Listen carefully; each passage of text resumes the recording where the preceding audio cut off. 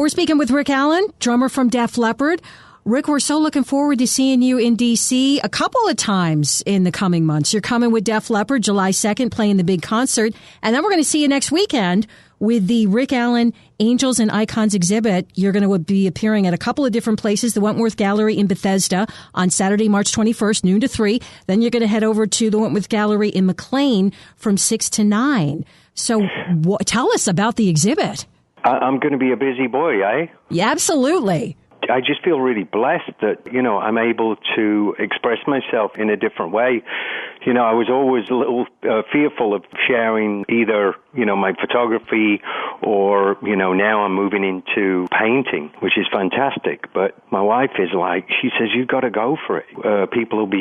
They'll love it. When I got the first collection out there and people received it as well as they did, I was like, wow, this is great. It's a nice opportunity for me to share another part of myself and obviously, express myself in a different way to, just playing with Def Leppard. How long have you been into the painting and photography? Photography since I was a kid. My grandfather, he gave me a nice camera. That was what sort of first got me into it. And then when I went through, my accident and losing my arm and all that, my camera really became my best friend because it was a wonderful way for me to just capture moments, either private moments or, when I was out there in nature or whatever. It was a nice way for me to just kind of express myself without words. It just kind of grew from there. A few years ago, I met with a company called Scene 4, and I started painting with light sticks as opposed to paintbrushes.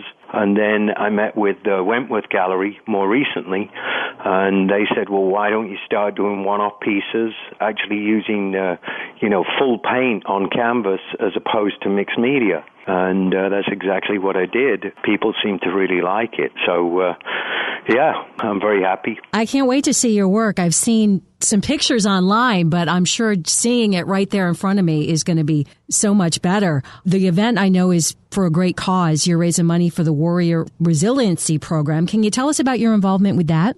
Yeah, myself and my wife, we set up Raven Drum many moons ago, and then I started working with veterans back in 2009. It's just grown from there. I realized that through their trauma and through my own trauma, we were both sort of speaking the same language. So these days, I do a lot of work with them. We do all kinds of workshops. I've forged some incredible relationships with a lot of our warriors. We keep in touch sometimes on a daily basis. It's really something that has become very special and very close to my heart. Do you find that you're really able to bond quickly with veterans because of a similar experience with your amputation? I think it's a combination of that and also that they feel like they know me through, them seeing me either with the band or, getting to see me in concert or interviews like this. So I think people immediately open up because they feel as though they know me. I feel like I'm at a real advantage. But I think the main point being, as you suggested in the beginning of that question, that because of my injuries, I think we have a sort of a common bond. When you had your accident back in 1985, did you ever think that you'd be able to do all that you're doing today and, continue as a famous musician and now as a famous artist? No, at the time, I just wanted to go away. I really I was so self-conscious. Everything felt wrong. But I got incredible support from my family, from the guys in the band, and also from just thousands and thousands of people around the world. And at that point, I realized that this was something that I really wanted to do. I wanted to continue not only to prove to myself, but just show people that no matter what you've gone through, you can express yourself and you can come back stronger. After your art exhibition, Rick, you will be coming back to D.C. this summer with Def Leppard, playing the big concert on July 2nd. What can we expect to see on this tour? Just an incredible live show. We've been doing this for a long time. Our live shows are really second to none. We have the most incredible production. We have the most incredible crew. Our light show and our sound system are really just it's the best. I wish I could see us, I wish I could experience the band. The only time I get to do that is when the guys are doing an acoustic session. If I got that opportunity to see Def Leppard, I certainly would. Do you have a favorite song to perform live? There are so many of them. It's too difficult to choose, really. It's when you perform some of the hits, some of the classics, they take on a whole different personality, a whole personality of their own. When you're playing in a rehearsal room, it's like, playing Rock of Ages again, or Pour Some Sugar, or Rocket, or, Photograph, or whatever, and that's one thing. But as soon as you get these songs in front of an audience, then the energy level is just incredible. That's really the gift. That's what kind of keeps us coming back, continuing to do what we do best. Rick, you're known as the Thunder God. Do you like that nickname? I'm humbled, I do the best that I can with what I have, in terms of how I am physically. And if people see me as that, then I'm happy to accept. I love the fact that people have a name to describe what I do. So, yeah, I feel very blessed. You were only 15 years old when you joined Def Leppard. How did that all come about? I was playing with local bands around Sheffield, and I just kind of got fed up of, playing cover songs. At that point, I was ready to give up the business, playing drums at the ripe old age of 14.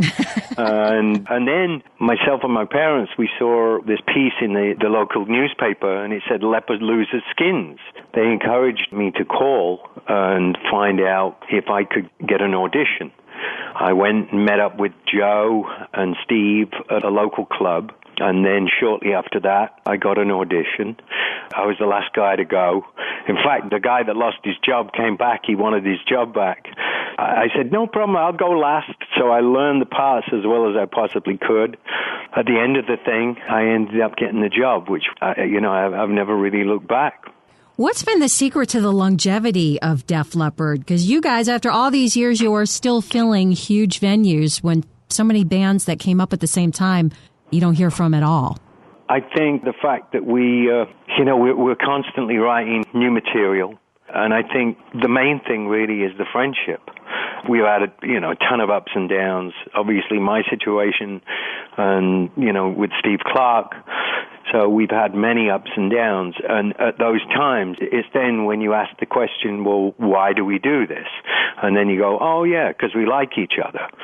And I think that's the thing that's really kept Def Leppard at the forefront of rock music, is simply because, we actually enjoy doing what we do, and more importantly, we enjoy doing it with the team. Def Leppard just finished a new album. How is it? What do you think of the new album? I love it. I mean, yeah, of course. Do you have some particular favorites or ones that you had more input in than others? It was great making this record. We spent a lot of time together. We did 3 really concentrated sessions together over the course of last year and a little bit into this year. It was great just all sitting down in the same room and figuring these songs out. It's nothing really to do with who did what or what material came from where. It was more the fact that there was this camaraderie while we were doing it. And I think that really comes through in the songs that we came up with. Your bandmate Joe Elliott has said that if Def Leppard was ever to be inducted into the Rock and Roll Hall of Fame, he would politely decline. Do you agree? How do you feel about the Rock and Roll Hall of Fame? I just feel as though if the Rock and Roll Hall of Fame was based on sort of a fan decision, it would mean something different as opposed to, a board of people sort of deciding who should and who shouldn't be inducted. We feel as though it's not necessarily as important as if it was a fan-based decision. We feel as though, we've been around since like 1977. If we're not in the Rock and Roll Hall of Fame by now, maybe there's something going wrong over there in Cleveland. Right. Rick, what's been the most rewarding part of your career? Being alive today. Going through everything that I've been through, the fact that I have my family, I have a really good home life. I have a great relationship with the rest of the guys in the band. I feel like we're still on the up and up. It feels like I'm busier now than I've ever been, and I think that in itself is a huge reward. I'm very happy to be where I am today. When you hit the road with Def Leppard, are you still able to do your art and your photography and painting, or do you kind of do that when Def Leppard's not working? I can pretty much map out what I'd like to do wherever I am, just using my photography and technology and just being able to work with my computer. And it's almost like planning out what I'd like to do when I get a chance to kind of put the handbrake on and be in one place. Once I can do that, then I can start putting paint on canvas. And then when that happens, I just sort of zone out. I go to the same place that I go when I play music. Then people don't see me for days, and I'm just busy throwing paint around. Sometimes it's challenging to kind of get that time, but once I do, I get really hyper-focused, and I just really throw myself into the work. Is there anything else you'd like our listeners to know about the Rick Allen Angels and Icons exhibit that's going to be coming to town next weekend? I think the fact that it pertains to everything that's gone on in my life. Obviously, I can't explain everything. A lot of the pieces are open to interpretation. And, people say, well, what is it? Or what do you see? I'm like, well, I can kind of guide you as to what I see, but more importantly, what do you see? I want it to be a sort of a personal experience for the person that's looking at the piece. And I just hope that it resonates with people. I've obviously had a very colorful and interesting life. The fact that I can share some of the touchstones and inspirations that got me to where I am today, that in itself is just a huge gift. Rick, thank you so much for your time. We've been speaking with Rick Allen, the drummer from Def Leppard, and he's going to be in D.C. next weekend. You can meet Rick, see his art at the Wentworth Gallery in Bethesda, Saturday, March 21st, noon to 3. Then at the Wentworth Gallery in McLean from 6 to 9 p.m. It is free to go. RSVP is requested. I have all those details for you on our website at WBIG.com. It's going to be a fabulous exhibition, Rick Allen, Angels and Icons. Thank you, Rick. You're very welcome. How's the weather?